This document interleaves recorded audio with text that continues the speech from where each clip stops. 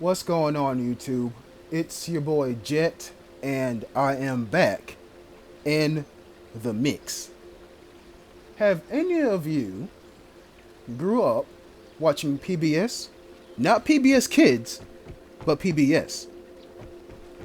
I was one of those kids. I was fascinated with two shows, Nova and Nature. Watching Nature on PBS after 6 o'clock p.m. when all the children's shows went off and then like the weird news came on. Watching Nature, listening to that man commentate,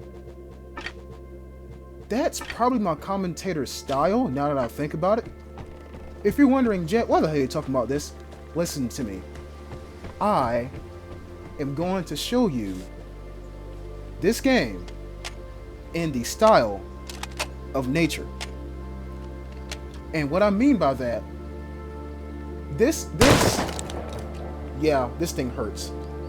This video is for all the players like me who like to sit back and watch things unfold. You can learn a lot from dying after the match and watching things in spectator mode.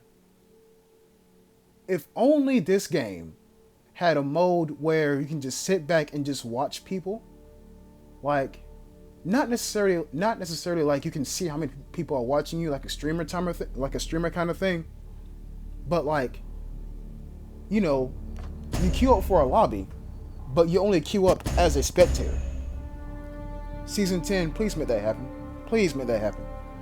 Anyways, we're gonna get into it on this map. And look, I am completely alone. Everybody has a partner, except me. But you know what? I like it that way. As I've covered in one of my previous videos, this kind of lobby is the best for getting loot. Because, especially on this map, Fjellkanten, not even if, this map turns into a team deathmatch. That's what this map turns into. Any kind of big map where there's not a lot of cover, everybody's bringing really good weapons, like this guy with the freaking SVD and an M249. What a weird combo, but hey, it works. You can expect to be clear to loot any, not really any, but most lootable containers. Now right here, I'm still a bit bloodthirsty, so I'm expecting one, if not two people to come over that ridge and check out the old man's resting place. But I didn't think this until a few seconds afterward. Everybody bought really good weapons. So why would they go loot a spot with weapons? You can only carry two actual like rifle/machine gun weapons and one pistol. What's the point of having a pistol on this map? What's the point? So of course nobody's gonna show up here. So I'm gonna walk my way up here. But get this. I'm actually really close to the weapons container. Going there right now would be suicide. Complete and utter suicide. If you spawn on any map and you're a lone wolf and everybody else's teams, if you go for the barred house at the beginning of the match, the weapons container at the beginning of the match, the timed safe at the beginning of the match, you're most likely going to die. There's strength in numbers. It doesn't matter if you got an M249 and everybody else has pistols. You can only shoot one person at a time. So just take that advice from experience. I'm telling you that from experience. Now right here, I noticed two guys going for the container, and I'm thinking, where are they going to go? Because they just walked downhill from the container, and it doesn't look open. But regardless, that's where they're going, to fight people. So what I'm going to do is I'm going to walk down this bridge to see if I find anything useful. And would you look at that? The red container. The sacred red container. Am I going to get it right now? No. I know, crazy, right? As much as I tell y'all, when you get the airdrop, nothing else matters. You go for it. I know. I'm a bit of a hypocrite. I don't take my own advice. But something told me to stay in this encounter and just wait and see how things play out. Now, right here, it depends. I mean, look, I'm just going to be really honest here. My TV is really close to my bed, right? So therefore, I can see when people are like really far away. I noticed a guy on a ridge. You probably don't notice him if your TV is really far away. But if you see anything moving, a slight shadow moving, that's a person. Especially on a map where you don't, like, there's no, like, backdrop. What I mean by backdrop is there's nothing behind the person you're aiming at. Right here on this map, you have the sky. You have a silhouette walking against the sky. So that's why I'm crouching on this ridge, because I am below the ridge line at the top, which means I'm harder to spot. You got to think about it from both sides of the spectrum. Yourself and anybody who may spot you. There's a lot of skill in this game. It just takes a while to experience and like come across and realize everything. Now, my plan is to go on top of the caverns, because do you hear that? Like, there's stuff going on. And yes, I know that red container may get looted by the time I go back to it, if I decide to. But that's the risk I'm willing to take. And I even found a troll. No one cares. I don't go out that way because I heard gunshots that way. Like I said, I am literally the lone wolf in this encounter. So why would I go out that way when I just heard gunshots coming from that way? Somebody doesn't have to be in front of you to kill you, especially in this game. If you are spotted before you spot your enemy, you're already halfway dead. Halfway dead. Because they got the jump on you, and you don't even know you got jumped on. But I'm going to make it up to the top of this hill, rocky hill. Not even a mountain, but, you know, raised, incline in the ground, whatever you want to call it. Walk up to the top of this hill, and I'm going to sit here and I'm going to wait. Do I see anything? Especially over there, because, you know, nothing but white snow. And then I look over here. Would you look at that? Weapons container. Something tells me to stay put. Just watch what's going to happen. Also, everybody's sitting in a comm station. So, some people spawn next to it. Some people run up to it. I mean, there's like teams of 3. I don't know what's going on. What I know is this. Somebody's walking down that hill to the weapons container. And so I am going to get a nice little vantage point just to see what's going to happen. I'm going to walk down here and take cover behind this rock. Remember, you got to be fully covered by your cover. And look at that. One person standing up. This is going to get really ugly. You see how there's 2 people to the right? Well, him and another person to the right. There's actually another person behind him. So it's a team of 3. That is a whole team of 3. Now, what they don't know is somebody is actually to the left of the weapons container. And that person to the left of the weapons container doesn't know somebody's to the right of the weapons container. Watch this unfold.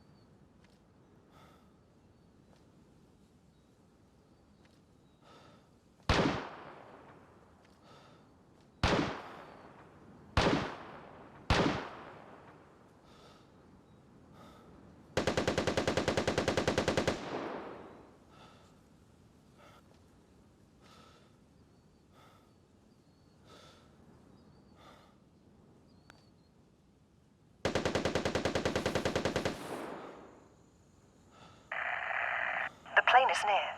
Get ready for the airdrop.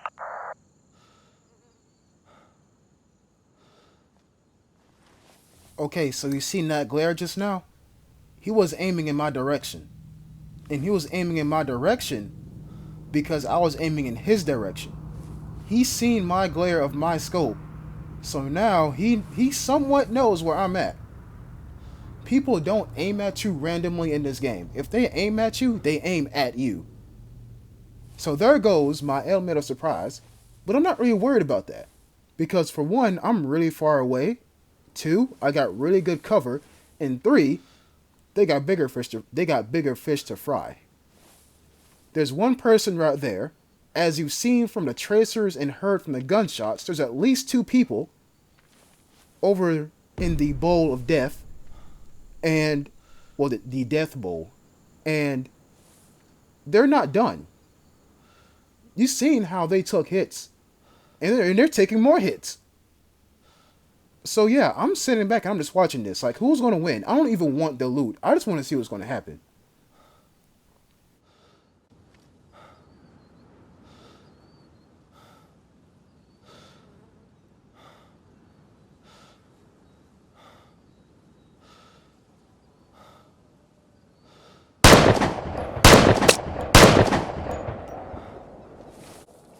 Now, if you're wondering as to why I took those shots, I got 3 reasons as to why I took those shots.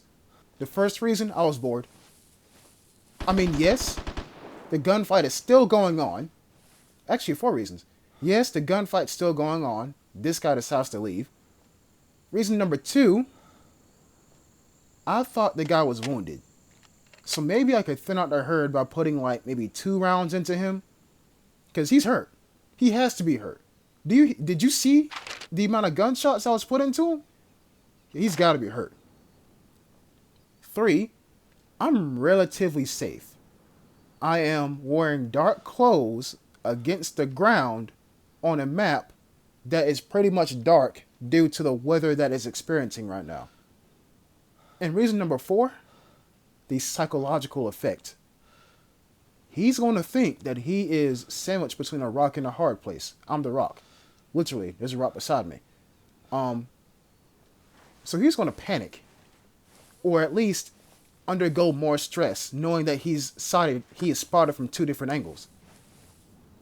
So that's why I took those shots.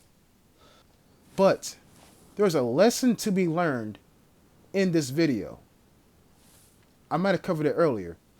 But watch how they stop moving and they get into a bush, and I'm still aiming at that bush, and then you're going to see a glare off of one of their scopes.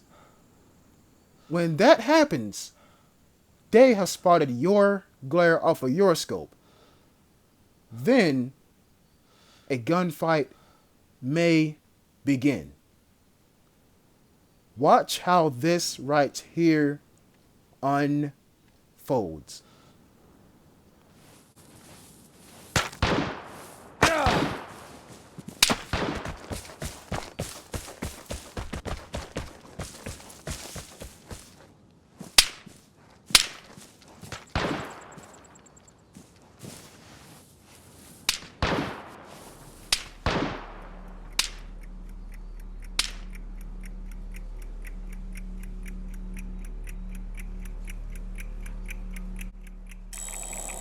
That person is nobody's fool. He's nobody's fool because he pulled a move that only really smart and really experienced players will do. I ran around the bush and I didn't crouch in the bush. I crouched beside the bush. And you seen that tracer basically fly into the camera. He was shooting at that bush, expecting me to crouch in that bush. And then, as you seen me pan the camera around, he shot the other bush too. He was shooting where somebody would hide. There are players that are that smart in this game. And like I said, I didn't forget about my little red container.